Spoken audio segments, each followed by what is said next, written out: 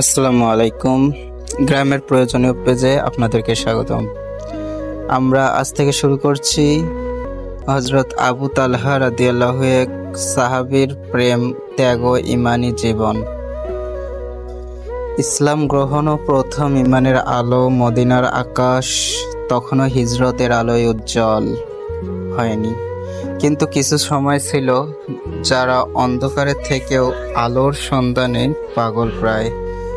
তেমনই একজন মানুষ, ইয়াসির গোত্রের বীর, আনসারদের অন্যতম সাহসী পুরুষ আবু তালহা আনসারী রাদিয়াল্লাহু তাআলা আন।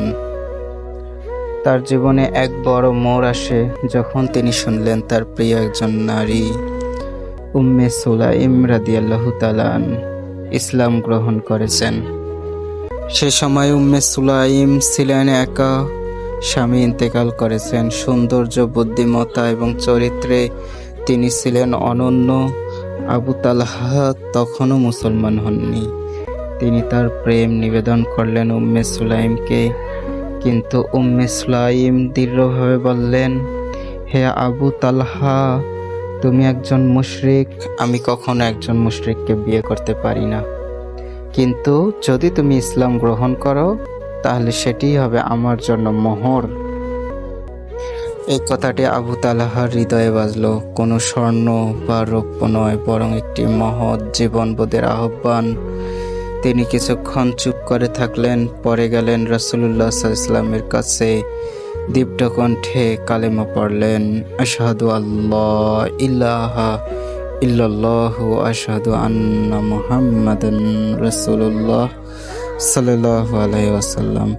এভাবেই আবু তালহা রাদিয়াল্লাহু তাআলা আন ইসলামের ছায়ায় আশ্রয় নিলেন। রাসূলুল্লাহ সাল্লাল্লাহু আলাইহি ওয়াসাল্লাম তার ইসলাম গ্রহণে অত্যন্ত খুশি হলেন। উম্মে সুলাইমের মহৎ চিন্তা ও ঈমানের দৃঢ়তা মুসলিম নারীর এক অনন্য দৃষ্টান্ত হয়ে থাকল।